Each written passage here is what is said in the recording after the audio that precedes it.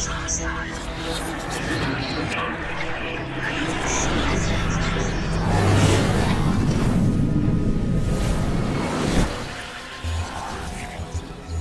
thing that makes this stand out as a game is that it goes back to basics. I mean, I think that's, you know, so many times we're chasing after the bleeding edge that sometimes we forget that the fundamentals, the foundation. Sometimes we just want to go back and play games that we used to play, and that was kind of the concept here. We approached Grey Goo with the idea that a lot of the fun in RTS had actually been lost over the last 20 years or so. I'm actually from the old school days myself. I came from Westwood Studios, so I kind of miss that time of when you just get together with your friends and blow stuff up, right? RTS has evolved a lot. There have been so many experiments with RTS games out there, and a lot of really good experience, a lot of really fun experiments, but we've kind of gotten away from that core of what made it great. So, you know, the bigger maps, or there's two different modes of gameplay. I mean, we've had a lot of experiments with our own RTS games. No base building. Yeah, no base building, or extreme base building, right?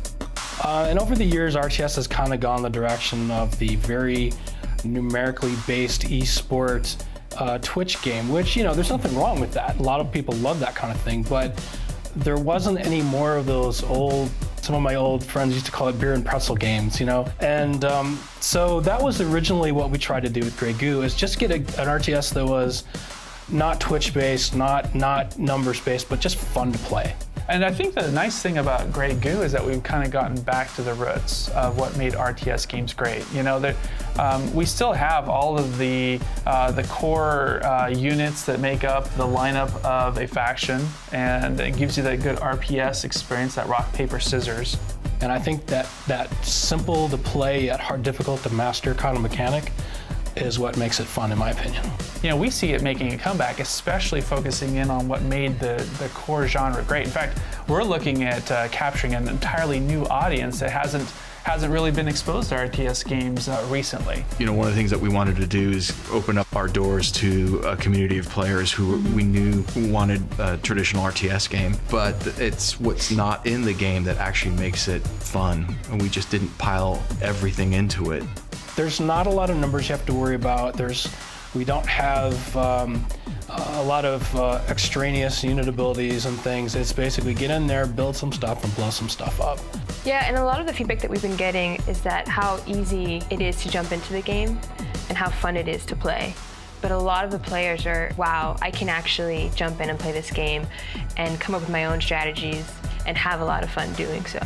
Another huge thing is that our factions are very much asymmetrical, not only in how they look and feel, but how they build. So whereas with one game, you know, which is much more base building, everything has to connect for the humans, everything is really important as far as the infrastructure goes.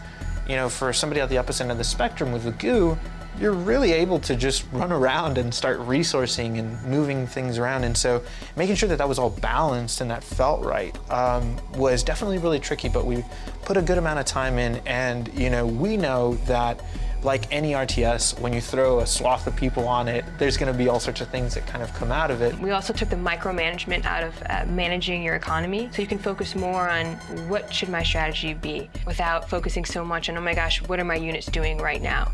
And so I think that kind of takes us back to the basics. So with all that, I think the culmination of all that is just lots of replayability. You know, that you buy your RTS game and you want to get a lot of play out of it. And you want to get a lot of hours of game time, whether, like I said, whether it's multiplayer, skirmishes, or whatever, you know, or replaying the story in a different setting, you know, and so I think that just makes the core for a really great RTS. So, you know, we're excited to have the opportunity, really, to jump in there and show people what made this genre so great.